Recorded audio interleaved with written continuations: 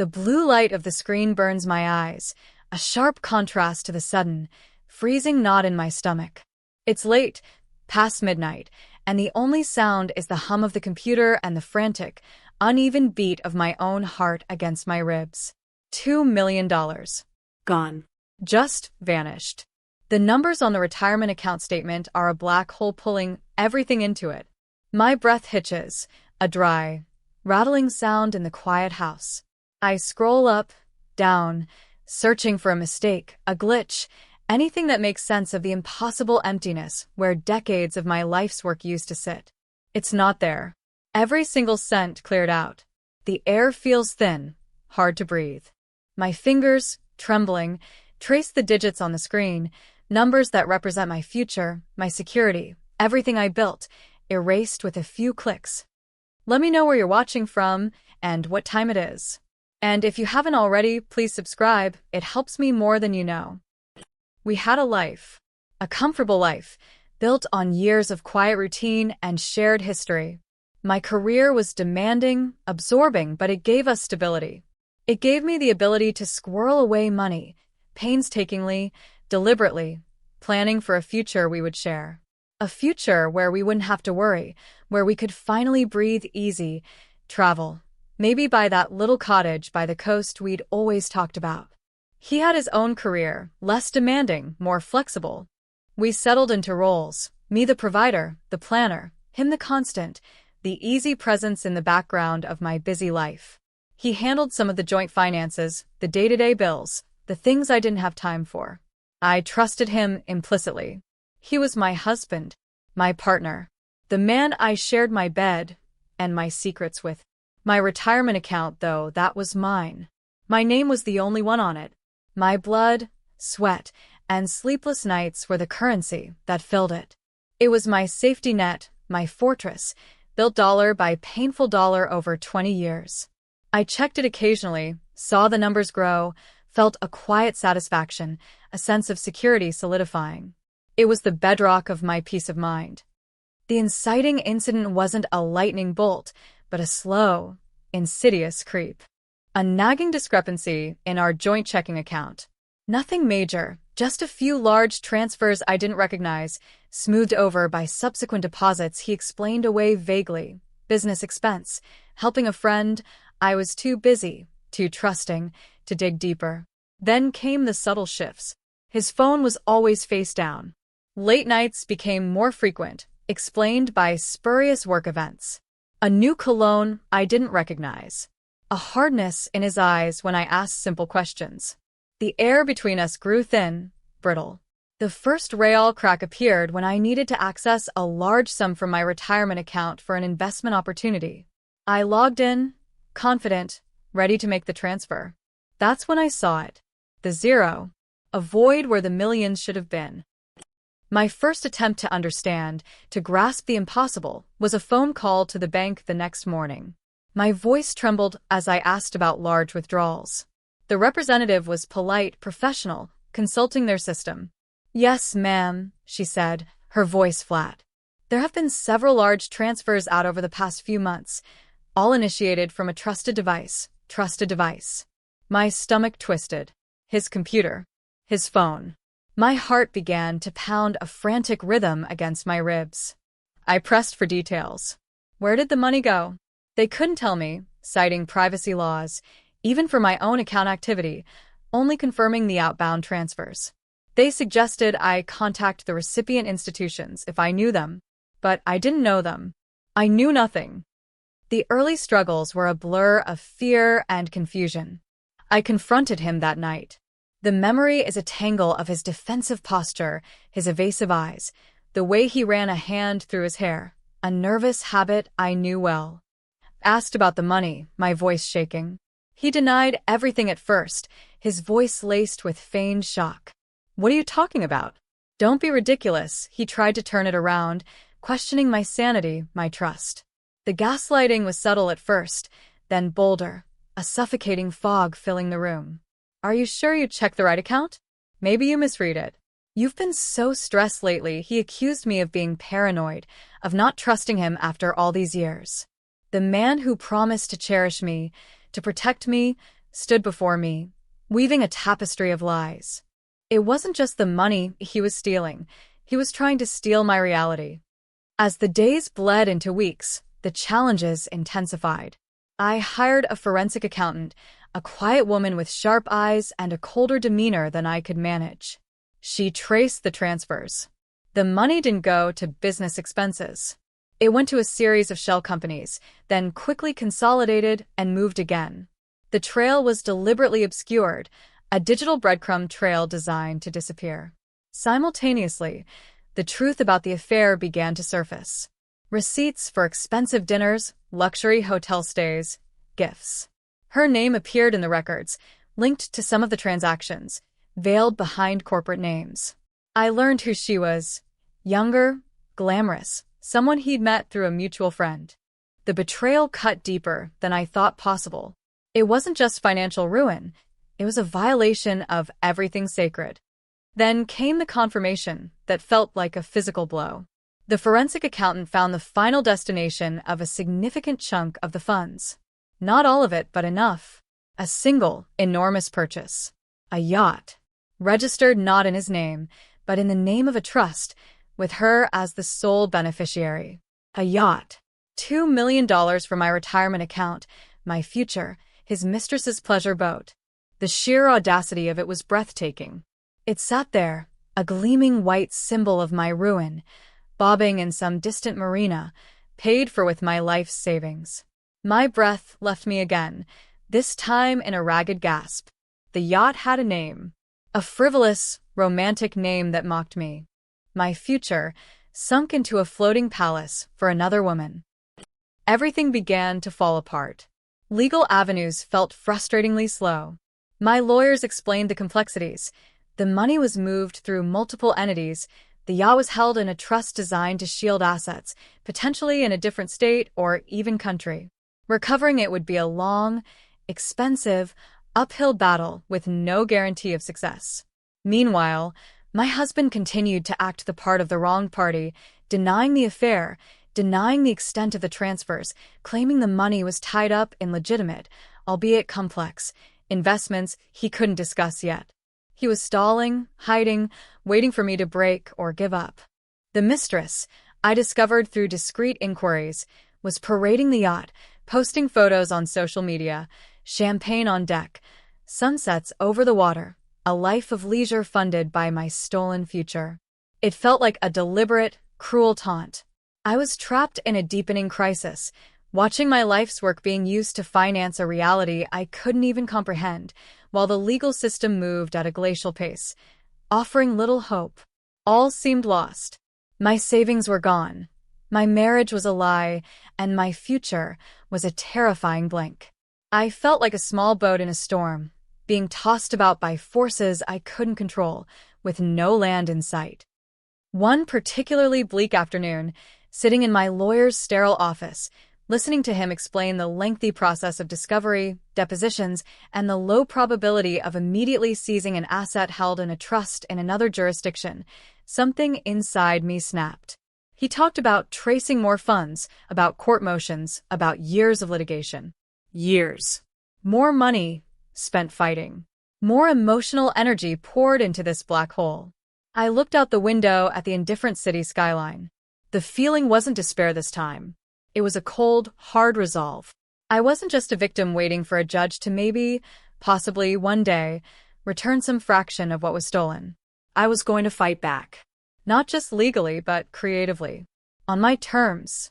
The idea was a flicker at first, then a flame, then a raging fire in my gut. The yacht was the symbol of his betrayal, the tangible embodiment of my stolen future.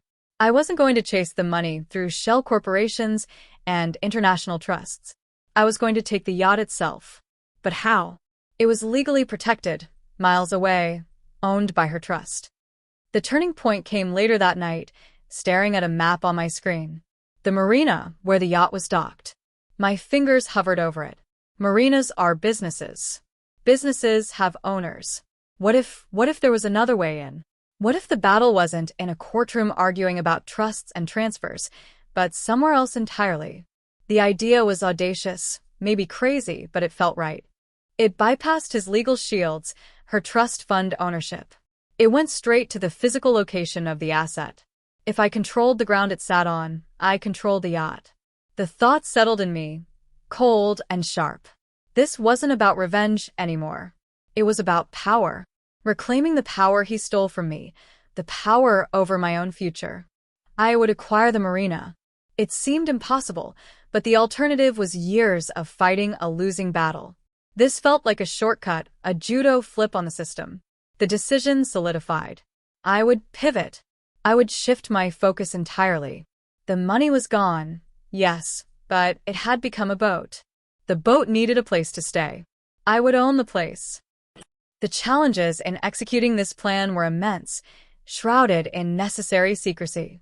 Step 1. Research the marina. I needed to know who owned it, its financial health, its value, if it was even for sale. This required discretion. I couldn't use anyone connected to my divorce lawyers. Word might get back to him. I hired a separate private investigator, ostensibly for something unrelated, and tasked them with digging deep into the marina's ownership and financials. I was expensive but good. They uncovered that the marina was owned by a small, private company, majority owned by an elderly couple looking to retire.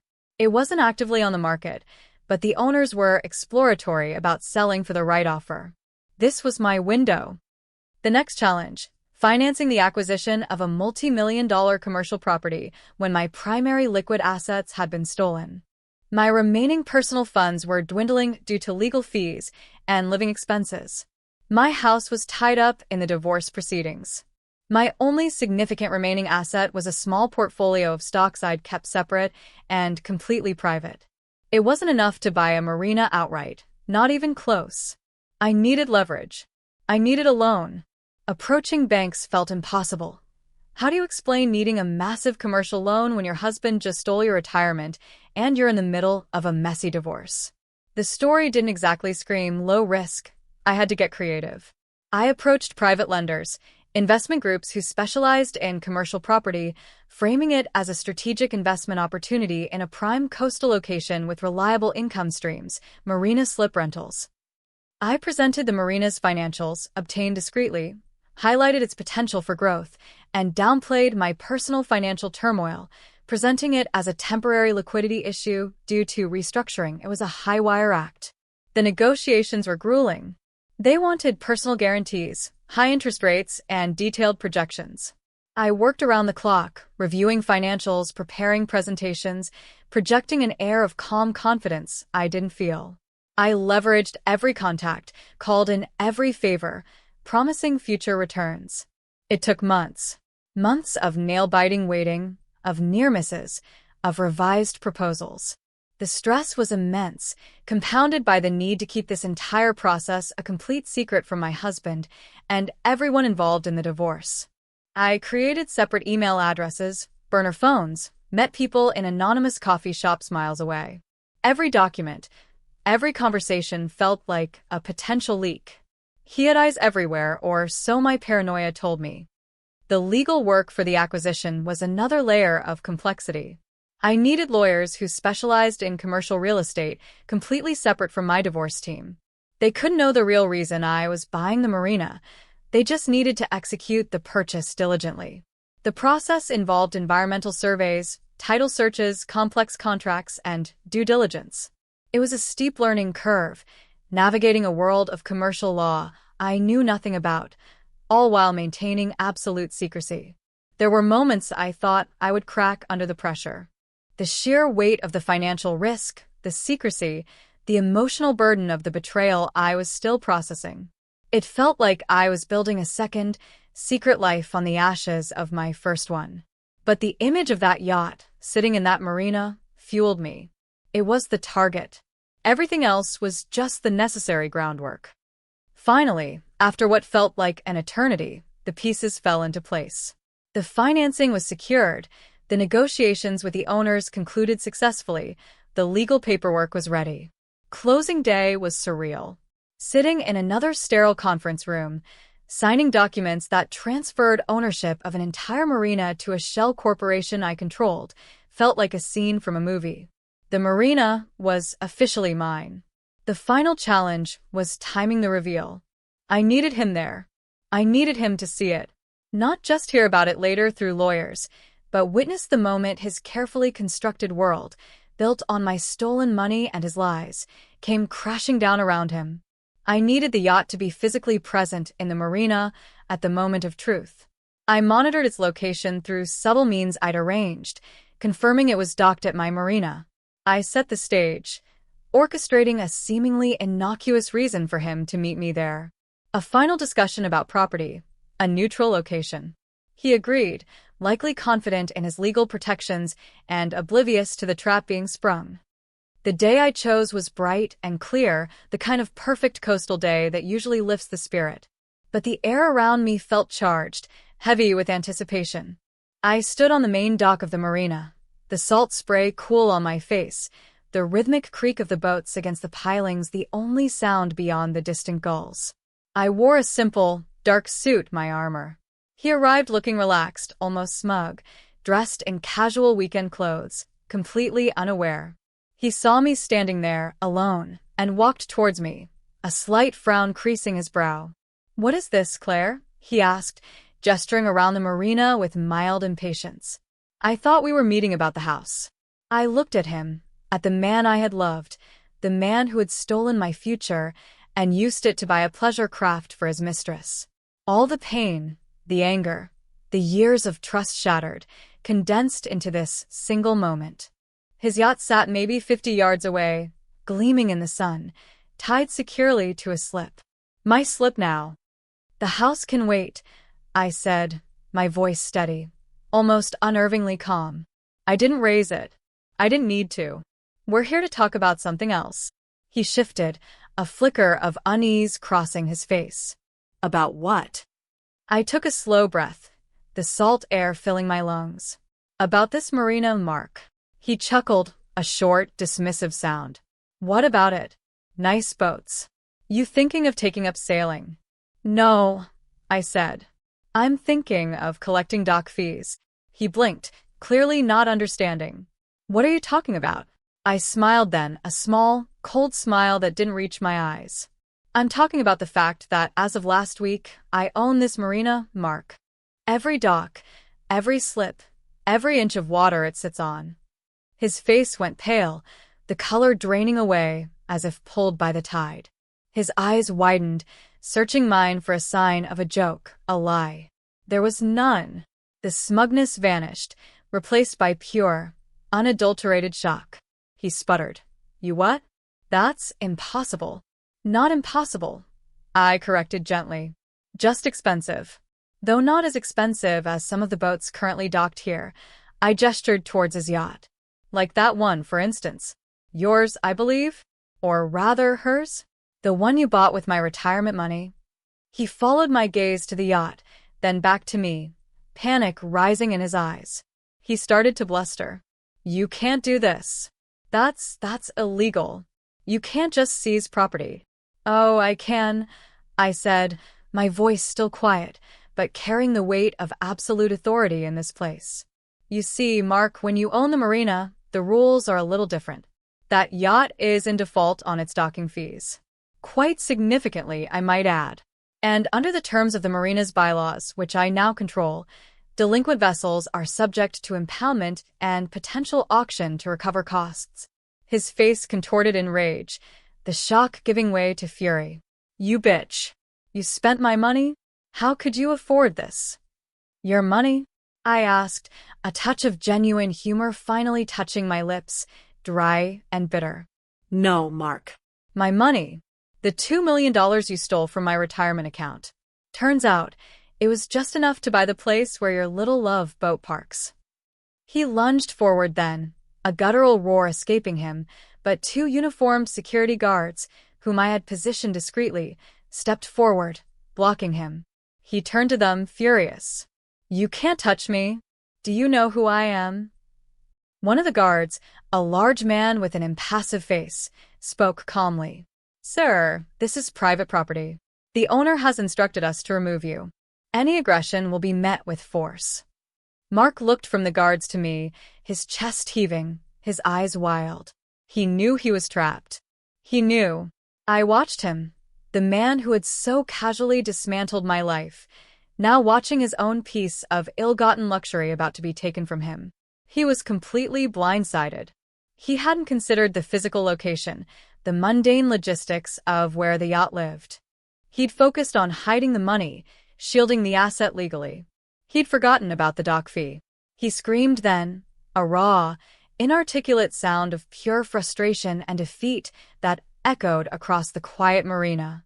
He screamed the mistress's name, perhaps realizing what this would mean for her.